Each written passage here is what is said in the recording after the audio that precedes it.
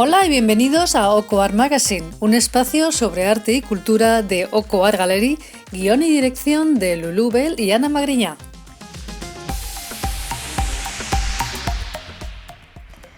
Buenas tardes y bienvenidos, les habla Lulú Bell.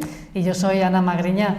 Un saludo a quienes nos escuchan desde Radio Hermes todos los lunes o por el canal de YouTube Oko Art TV o por nuestra página web okoartgallery.com, pestaña radio, donde encontrarán muchas otras cosas muy interesantes, entre otras, nuestro programa de radio hermano Al ritmo de Madrid, dirigido por Carlos Villarrubia. En el programa de hoy hablaremos de poetas prolíficos, de esculturas inconfundibles, de danza urbana y pixelada, de teatro musical a ciegas y de partidos de tenis mortíferos. Madre mía, qué interesante. Yo me quedo hasta el final, quédense con nosotros. Sí. Pero antes, como siempre, presentarles el lujo de fondo de set de esta obra tan fantástica, Amor Fraternal, del muy premiado pintor Carlos Losa. Una obra que, como ven, está llena de expresividad y color y que forma parte de la exposición de pintura y escultura Primavera, recientemente clausurada, pero que pueden visitar virtualmente en nuestra página web www.okoartgallery.com. Pero este mismo jueves 6 de mayo se inaugura la exposición Desafío, que se podrá visitar hasta el sábado 29 de mayo en la calle Espalter 13, la calle del Arte, entre el Museo del Prado y el Parque del Retiro. Pero bueno, pasemos ya a tu entrevista, algo de un poeta muy prolífico. ¿A quién hemos invitado hoy? Hoy tenemos el lujo de tener con nosotros como invitado a Antonino Nieto, poeta, pensador y muchas cosas más, pero vamos a dejar que nos lo cuente. Esta tarde en Oko Art Magazine contamos con la presencia de Antonino Nieto, que viene a presentarnos un nuevo libro, En el infinito no hay refugio. Bienvenido, Antonino, ¿cómo estás? Muchas gracias, encantado de estar contigo, muchas gracias. En el programa, en esta galería extraordinaria que regentáis y que tantas alegrías nos dan. Efectivamente. Y aquí estamos para celebrarlo. Muchas gracias.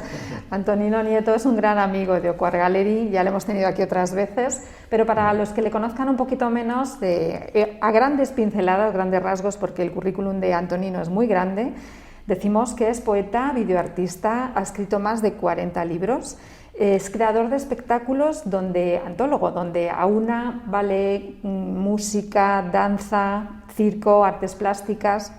Es además colaborador de diferentes programas de radio y de revistas culturales y, en definitiva, un gran impulsor de la cultura en general y sobre todo de la de España, de este país. Esto claro. Es una de las cosas que tenemos que agradecerle siempre a Antonino, que está empujando toda la labor cultural. Sí, es que la cultura, la creación es un gran alimento. Totalmente. Es un gran alimento, se puede hacer una prueba. Si tú sales a la calle y de repente la gente sale una mañana y se encuentra que los escaparates no existen, que las estatuas que hay en la calle, que los cuadros que hay, todo eso está desaparecido, verás cómo respiran peor. Estamos de acuerdo y convencidos. Es oxígeno. Exactamente, es muy sanador y muy liberador, es una de las vías de equilibrio del ser humano, claro. El crear. Antonino, en el infinito no hay refugio. Detrás de este título tan sugerente, ¿qué es lo que nos quieres contar? Pues mira, te lo voy a decir en palabras vale.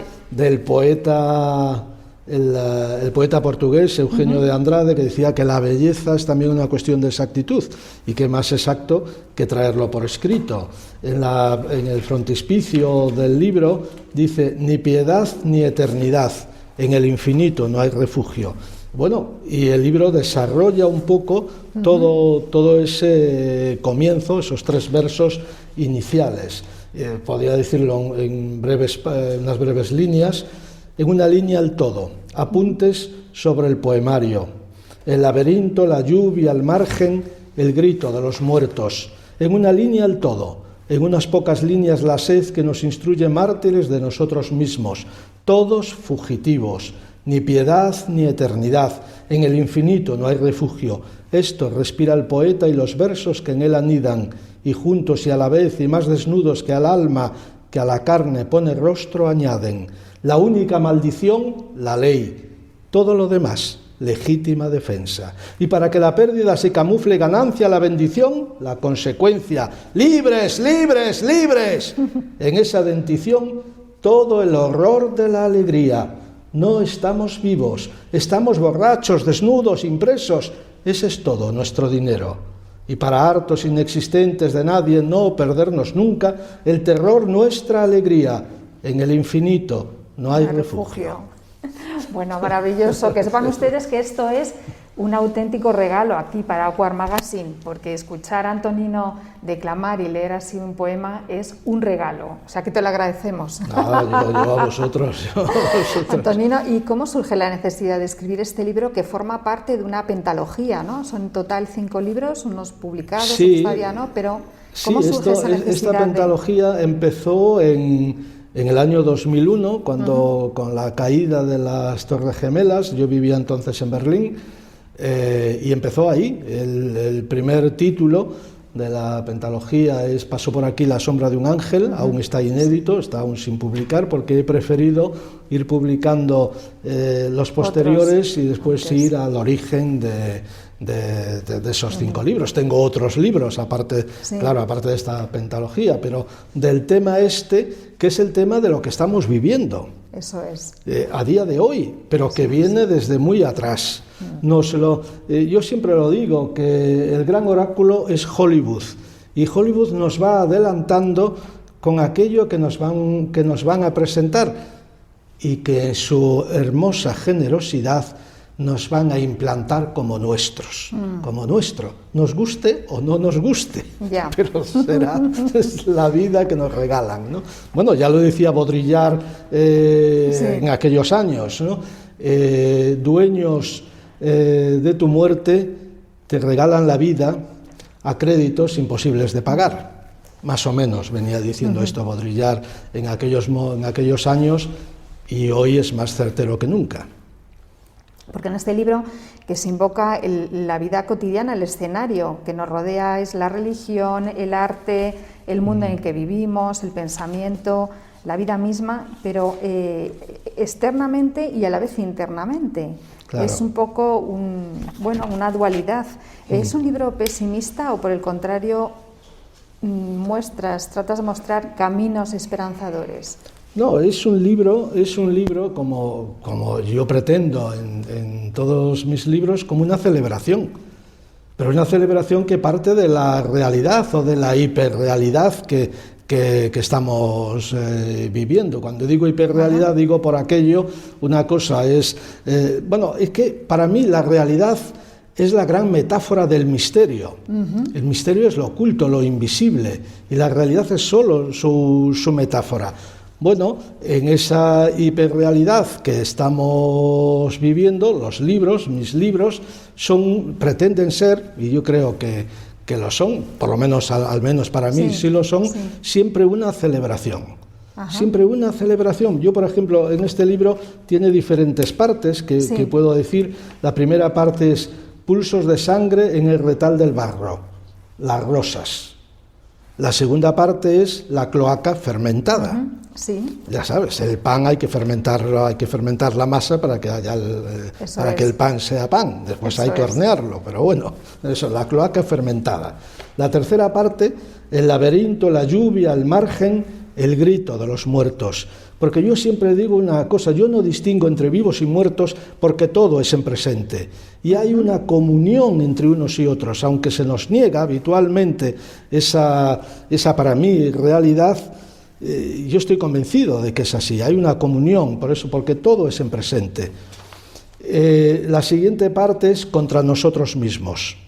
Entonces hablo de lo que está pasando en estos momentos, la corrección política, etcétera, etcétera, etcétera.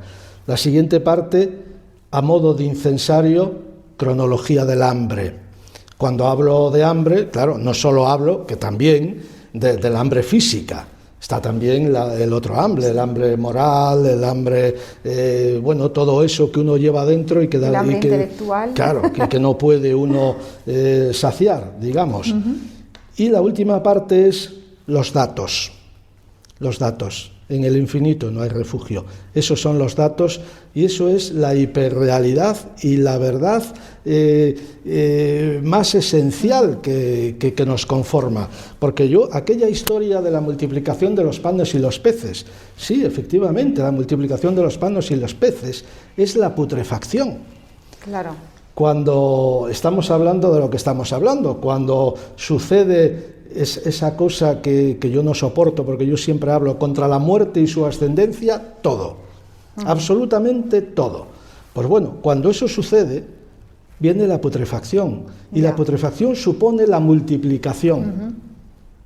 Surgen ahí, pues bueno, los gusanos, el no sé qué, el no sé cuánto, todas esas cosas que surgen, y queda el alma. Yo estoy convencido de que el alma existe. Sí, yo sí que creo que en el infinito interno de cada uno puede haber refugio, esperemos. Habrá que encontrarlo en algún lado, Antonino. Quiero hablar contigo, obviamente, de la cultura. Hemos dicho antes que eres un precursor de la cultura en todos sus sentidos, ya no solo por tu actividad intelectual, por todo lo que generas, por todo lo que colaboras, también formas parte del equipo de ámbito cultural del Corte Inglés y por toda la cantidad de obras y cultura que impulsas, ¿no? ¿Cuál es tu visión del estado actual de la cultura? Es una pregunta que me da un poco de miedo hacerte, pero que te la quiero hacer. No, sí. Porque me imagino la respuesta. Yo estoy preparando en estos momentos una conferencia sobre el estado actual de la cultura y entonces muchos de los artistas, creadores, asociaciones culturales, pues me están enviando sus dosieres, su parecer, su día a día, cuál es su día a día, y hay cosas muy claras. AISGE, el 90% de sus asociados, en un estudio que han hecho, están viviendo por debajo del umbral de la pobreza. La Unión de Actores y Actrices, en el año 2020, esas famosas ayudas que dijo el gobierno que daba y tal y cual, solo pudieron acceder a ellas, hablo de memoria, alrededor de un 23%. En este año, de ese 23%, solo un 11%. Por poner unos ejemplos de cifras de asociaciones que están ahí. Después, en el día a día de los creadores, Dios mío, músicos, cantantes, autónomos que pagaban su cuota el año pasado y no tienen una sola actuación. Este año le han subido la cuota. Maravilloso. Maravilloso. Sí, la cultura al final es lo primero que se paraliza, lo último que arranca, claro, ¿no? Al final. Un desastre total. En el infinito no hay refugio. Recuerden este título, este precioso poemario de Antonino Nieto. Muchas gracias por estar con nosotros aquí en OCOAR Magazine, acompañándonos para charlar de este libro y de muchas otras cosas que han salido. Como siempre, que tengas muchísimos éxitos y te damos un abrazo virtual. Ya sabes que aquí en OCOAR Gallery te queremos muchísimo y estamos encantados de charlar contigo cada vez que tú nos dejes. Pues nada, yo también encantadísimo, muchísimas gracias, que continúen los éxitos y que continúen esa labor incomparable que realizáis en el día a día por la creación, por los artistas, por la plástica.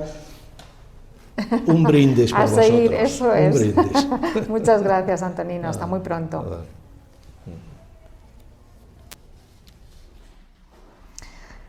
Desde luego, Antonino, una mente brillante, una gran personalidad y un gran estilo, ¿eh? Además, me ha encantado el nombre del poemario. En el infinito no hay refugio.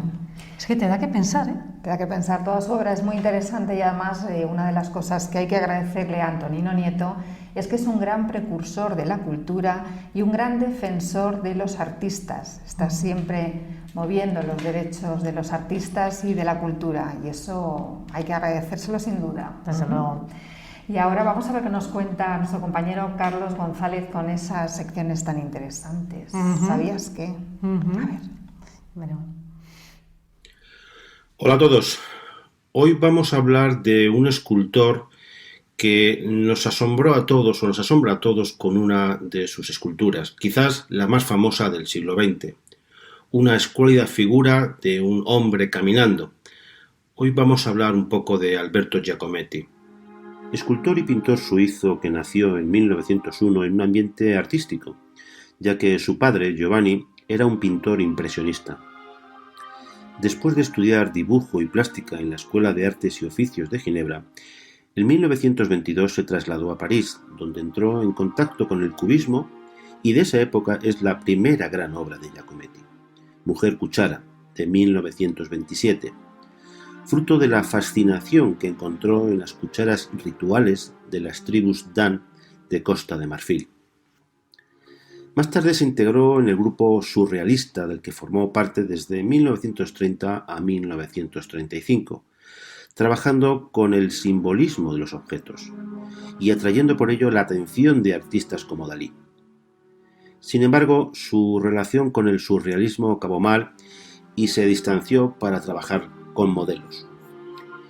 Su esposa Annette y su hermano Diego fueron sus más habituales modelos y a los que hacía pasar interminables e insufribles horas posando, en un estudio en Montparnasse que apenas tenía 23 metros cuadrados y del que, en ocasiones, Giacometti tenía que sacar sus obras a la calle para poder estudiar y apreciar el desarrollo de su creación. Cuando Giacometti abandona el surrealismo, empezó a trabajar en lo que sería su gran obsesión, la reducción de la materia, y que acabaría desembocando en lo que fue su estilo personal y característico, la representación de figuras humanas tremendamente alargadas y extremadamente delgadas, incluso de aspecto rugoso, ásperas, que a veces representaba en grupo y a veces representaba en solitario. Esa reducción de la materia dice la leyenda que le surgió cuando en 1938 el escultor se despidió de su amiga modelo Isabelle Lambert. La observó alejarse en medio de la noche hacia el Boulevard Saint-Michel y Giacometti vio cómo se hacía cada vez más pequeña, pero sin perder intensidad y conservando intacta su propia identidad. Esa plasmación de reducción al máximo sin perder la identidad fue su obsesión para esculpir. Giacometti fue un escultor sumamente crítico consigo mismo y, según su sobrino, cuando creaba una escultura, volvía al día siguiente para reducirla aún más. Quería que la figura se sintetizara de tal forma que pudiera verse en su conjunto.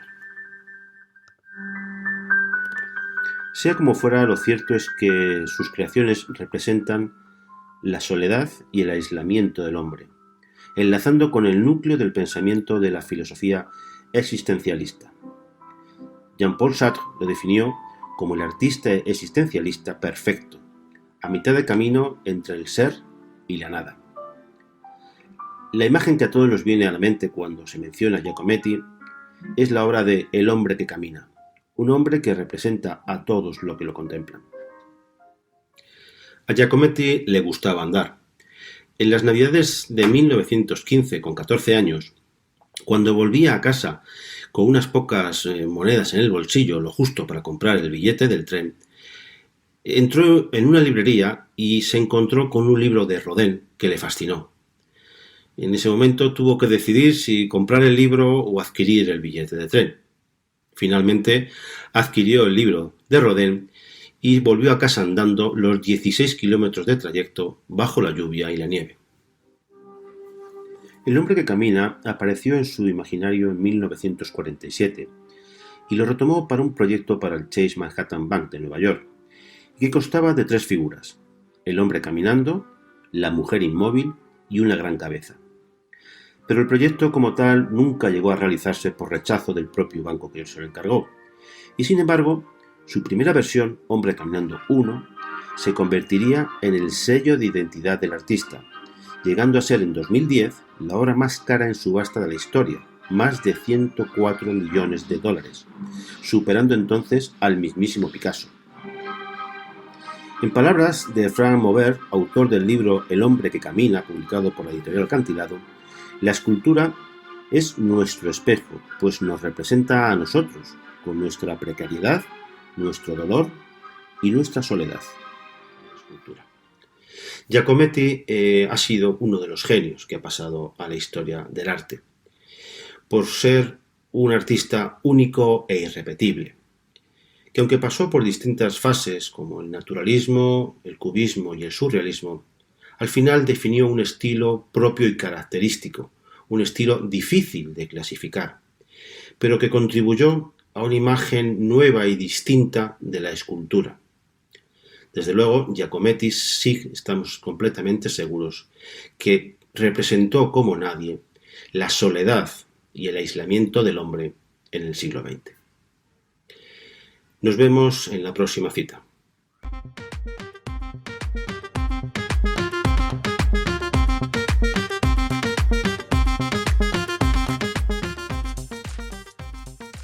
Estás escuchando Oko Art Magazine, un programa producido por Oko Art Gallery para Radio Hermes y también ahora en YouTube en nuestro canal Oko Art TV.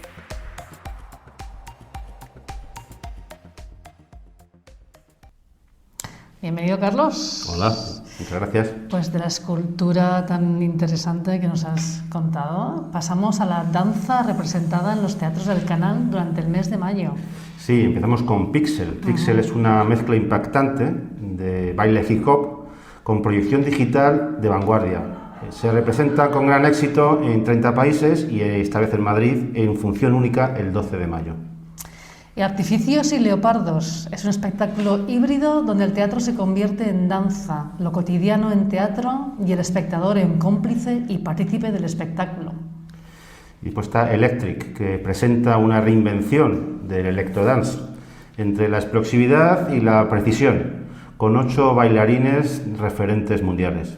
Luego tenemos Battle Contest, concurso durante el cual maestros de diferentes disciplinas de danza urbana batallarán para alzarse con el primer premio. Y de batallas de danza urbana a lo West Side Story, a una obra de teatro musical muy especial, titulada Es lo contrario, también en los teatros del canal. Y es muy especial porque el musical transcurre en la oscuridad absoluta durante 60 minutos. Sí, han oído bien. Eso sí, el público está protegido en todo momento por personal de sala dotados de cámaras de visión nocturna. Y de la oscuridad vamos a dar paso a la luz que nos trae Gaby Romano y sus misterios del arte. Adelante, Gaby. Bienvenido, bienvenida una vez más a los misterios del arte. El día de hoy tenemos una pieza de Giambattista Tiepolo, este gran pintor veneciano. La obra data de 1752-1753 y se titula La muerte de Jacinto. Según la mitología, Apolo mata a Jacinto con un disco, tira un disco muy fuerte y mata a Jacinto, un joven amante. El dios estaba tan compungido por lo que había sucedido que con la sangre derramada de él dijo: de aquí nacerán flores para hacerte eterno, y son las flores que llevan el mismo nombre, los jacintos. En esta obra vemos una reinterpretación completamente diferente a petición de Guillermo o William Schambur-Lippe o el conde de Lippe. Está muy interesante porque la reinterpretación tiene que ver con el elemento que mata a Jacinto, que en este caso es una pelota de tenis. Ahí le da un golpe con la pelota de tenis en lugar de un disco. Esto es a petición de Guillermo porque él era un gran jugador de tenis. Se dice que él decía que el emperador cuando lo veía jugar le decía: bravo, bravo el conde de Lippe, ¿no? Porque era tan bueno jugando al tenis que bueno, era como su herramienta favorita.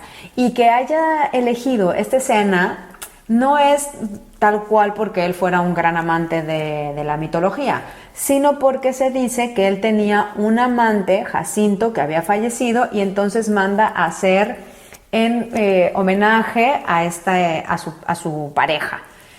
Guillermo siempre estuvo como muy envuelto en este rollo de la aventura y de viajes y demás.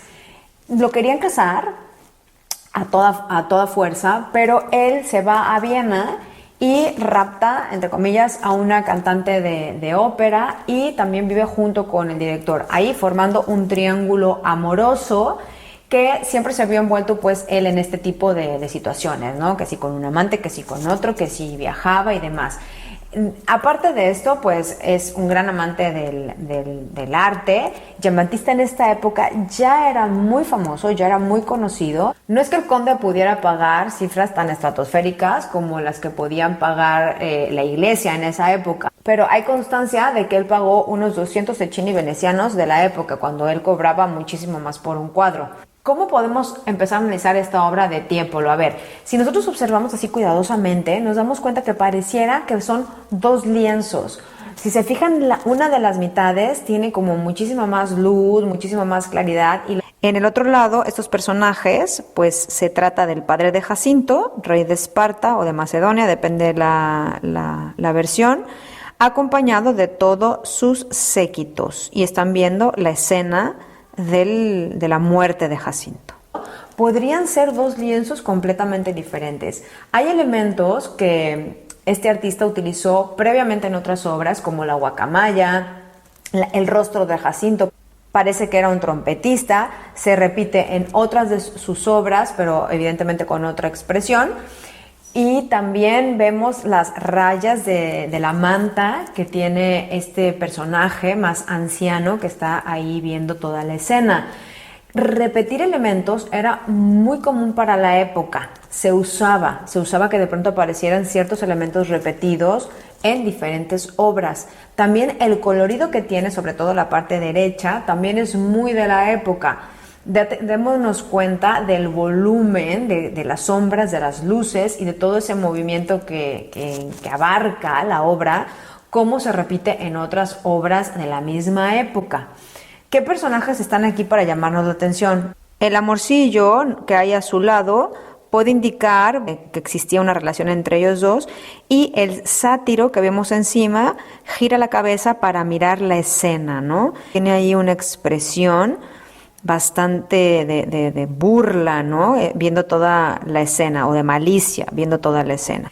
El hecho de que sea una pelota la que le haya asesinado, ahora podría parecer un poco ridículo que te mueras de un pelotazo de tenis, pero en la época las pelotas estaban hechas completamente diferente y había muchos accidentes, había gente que quedaba sin un ojo y demás por culpa de este deporte. A diferencia de la equitación, del ballet y de la caza, el tenis no era un pasatiempo de la nobleza obligatorio.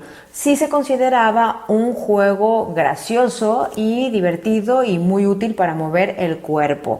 El juego era completamente diferente, reglas completamente diferentes, nada que tiene que ver con lo que hay ahora. Y las pelotas eran de una consistencia y de materiales diferentes que bien podía caber que esta escena se hubiera dado en la vida real.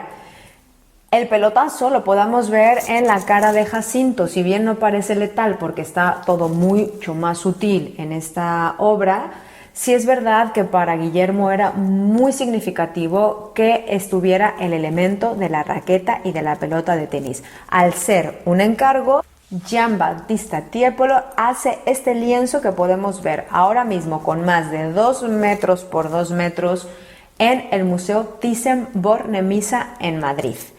Aquí les dejo esta entrega. Yo soy Gabriela Romano y esto fue Los Misterios del Arte para Oco Art Magazine.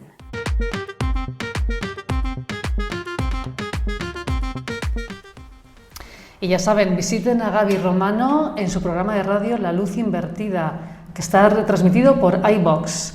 El programa se trata de arte y emprendimiento artístico. Saludos cordiales de la parte invisible pero imprescindible del equipo de Oco Art Gallery. Ya los conocen Carmen Vescoso y José Antonio Camacho, directores de la galería, Carlos Villarrubia, nuestro asesor de contenidos, Fernando Linares, postproducción, y Javier Contreras, compositor de la sintonía. Y no olviden darle al me gusta y suscribirse al canal de YouTube. Hasta la próxima semana, los esperamos aquí mismo. Que sean muy buenos. Que sean muy buenos.